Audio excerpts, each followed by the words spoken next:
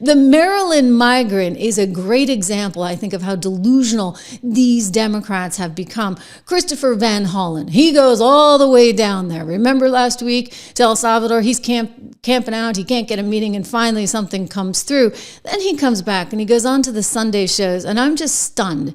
I'm stunned with what he called one of these migrants. Again, we saw him down there, hanging out with this gentleman, Kilmar Abrego Garcia, and they spoke, and there were opportunities for Chris Van Hollen to ask him probably important questions, which he didn't. I'll get to that in a second, but before I do, understand the backdrop here. The Democrats are so set on having these open borders that they can't see the forest for the trees, to the point where this Chris Van Hollen actually seems to think that the Maryland migrant who was deported is actually an American citizen, right? Let's listen together. I think at some point, the president of El Salvador realized it was looking really bad to have this person who had been absconded from America, from the streets of Maryland. Woo! He caught that one pretty quick, right? Listen again. Here's the moment. There's someone who was from, oops.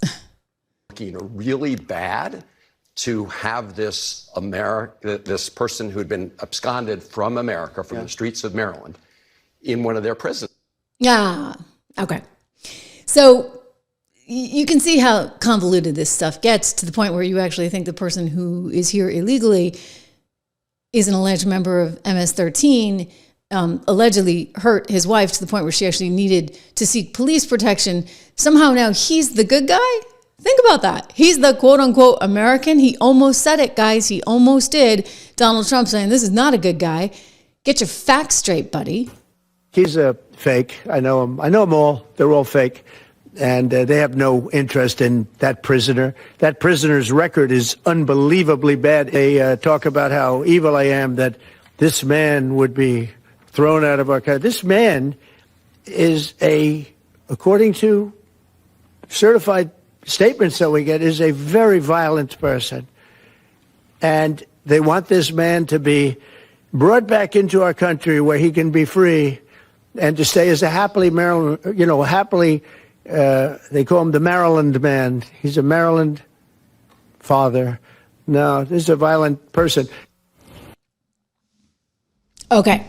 So Donald Trump trying to set the record straight on who this guy is and whether or not he's really the upstanding citizen. And I say citizen, I'm laughing, quote unquote, American citizen, right? Because that's how they kind of have you thinking at this point. And that's not great when you get a guy who, one, is not a citizen, two, is here illegally, three, has been twice, with run-ins with the law, and they've held him, and they wouldn't even allow him to leave in one case. They wouldn't even give him bail because they alleged he was a member of MS-13.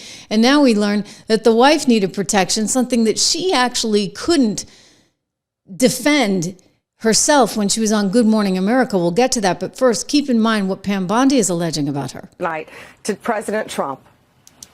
Well, I'm trying to understand that part, and I'm looking at the timeline. I'm looking at what the courts have said about him. I'm looking about what ICE has said about him. I'm looking about even though I'm having a hard time understanding why his wife is advocating for him to come back. Why is everybody saying he's a man from Maryland? What do you make of Senator Van Hollen and this performative art that he's involved in El Salvador, and of which he was unsuccessful today? Well, America is safer because he is gone. Maryland is safer because he is gone. And that woman that he is married to and that child he had with her, they are safer tonight because he is out of our country.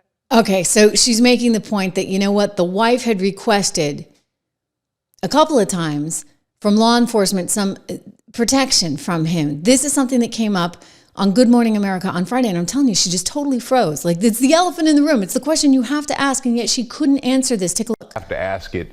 You did take out a temporary order of protection against your husband in 2021. Were you in fear of your husband?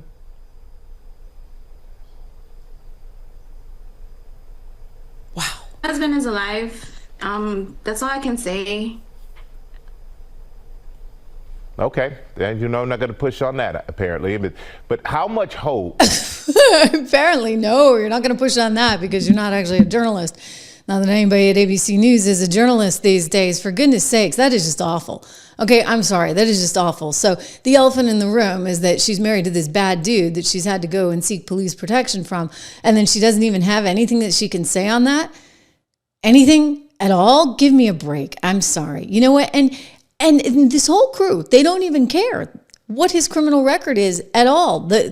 The MS-13 thing, that came up. Nobody would actually talk about that. Literally, CNN asked, and Van Hollen's like, no, this doesn't matter. It didn't come up. Quick shout out to my friends over at Balance of Nature. You know, I take their fruits and veggies every single day. We love Balance of Nature. We appreciate their patronage here on the show.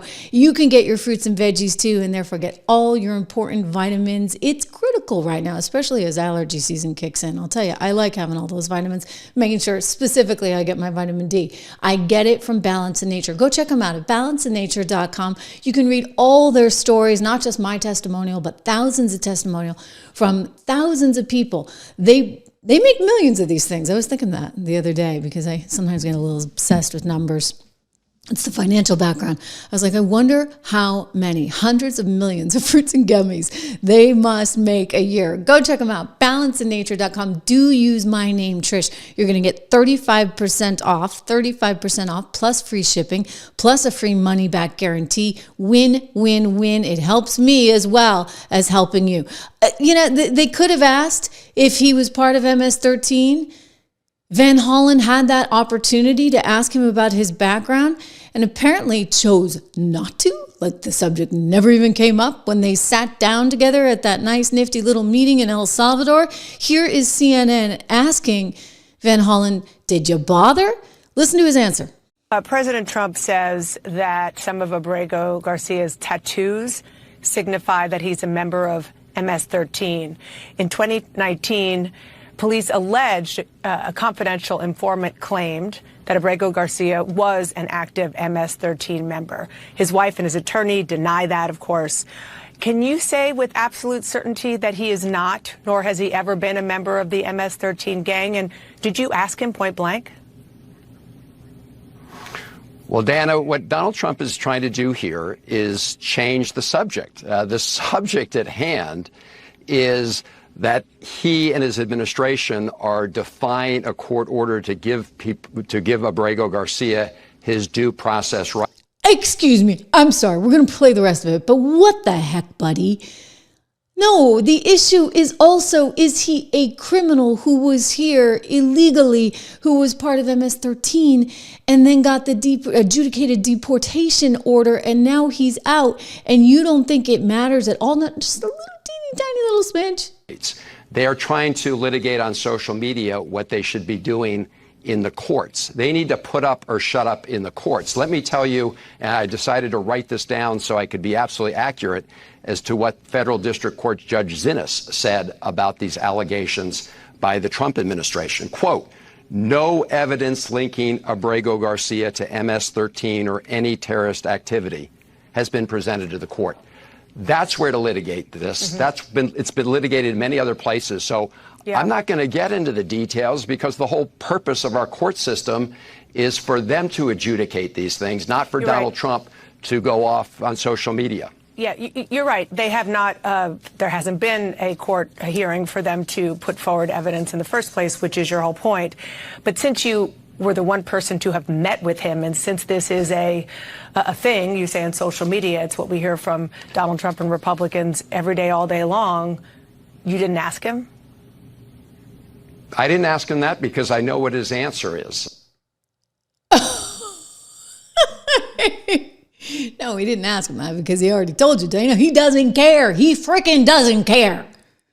Let that sit in for just 2 seconds. I mean, think about the Maryland mom, right? Patty, who's there with President Trump and she's sobbing and it's been an emotional time for her. And he's like, wow, this woman has been through hell. And he's saying to her, you got to be strong and, your daughter's gone, but maybe there's a bigger purpose here that we can have together.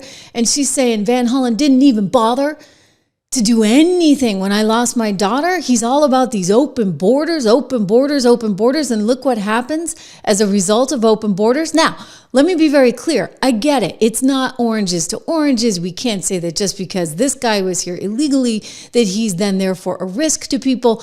But when you allow for illegal immigration, you encourage illegal immigration. Guess what? Guess what happens? You actually run serious risk that you're going to have more problems. When you look at those numbers, oh my gosh, we've looked at that chart, right? From Axios, and you had upwards of 250,000 people coming in here illegally every single month until Donald Trump came in, when miraculously it just plunges by 96%. Incredible, right? Well, what do you think the consequences of having people here illegally like that really are? They're actually pretty significant, so significant when you look at states, for example, like California or Texas, that have had to struggle with their education. They're in those states. Why? Because they've got to accommodate all of these people that they didn't think that they would have to accommodate before.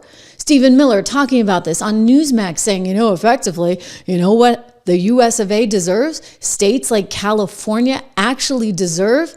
He told my friend Rob Schmidt on Friday night, he said they deserve, you ready for it, guys? Reparations. Yeah, they deserve reparations, he said, because it is absolutely not fair.